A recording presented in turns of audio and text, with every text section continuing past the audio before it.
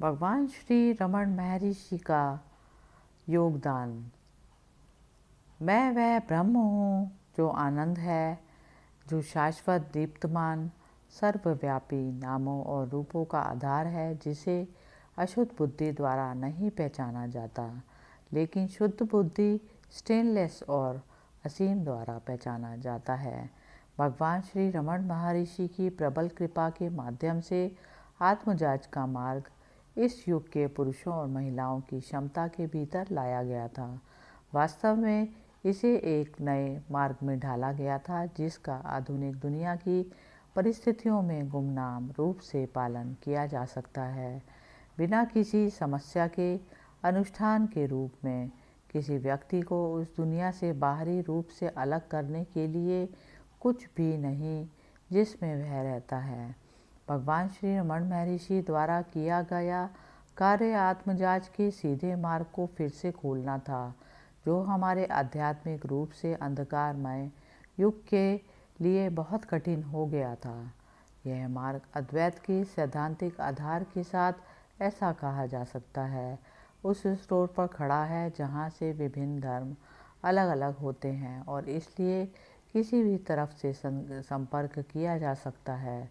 इसे लेने वाले बहुत हैं या कम, सवाल यह नहीं है। सवाल केवल इतना है कि इसे खुला कर दिया गया है अपने आप में, लेकिन भगवान की कृपा के लिए यह अपनी सरलता और प्रत्यक्षता के कारण आधुनिक मनुष्य के लिए सबसे दुर्गम होगा, और फिर भी आकस्मिक दृष्टिकोण से यह सबसे सुलभ है और कई मामलों में एकमात्र सुलभ मार्ग है, क्योंकि इसकी बहुत ही प्रत्यक्षता के कारण इसमें किसी अनुष्ठान या पूजा के प्रकार की आवश्यकता नहीं है, किसी पुजारी या मंडली की आवश्यकता नहीं है, कोई बाहरी संकेत या विशेष अनुष्ठान, लेकिन इसका अभ्यास कार्यशाला या रसोई या शहर कार्यालय के साथ साथ मठ या आश्रम में भी किया जा सकता है।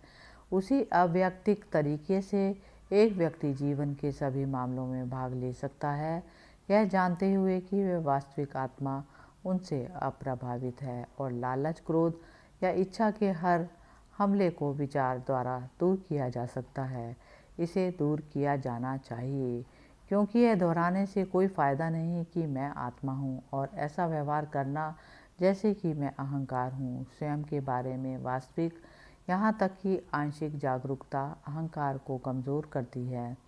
अहंकार चाहे घमंड, लालच या इच्छा के रूप में व्यक्त किया गया हो, इस बात का प्रमाण है कि स्वयं की पहचान केवल मानसिक है।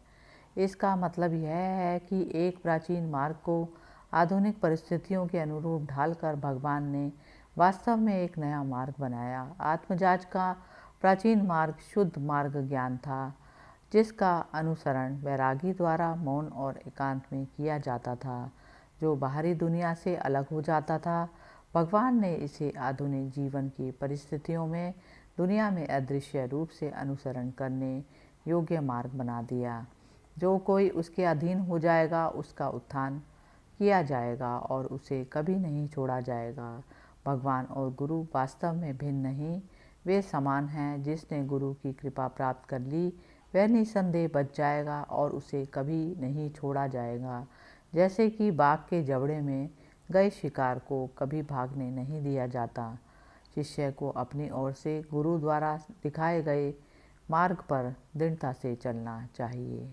हरि ओम तत्सत।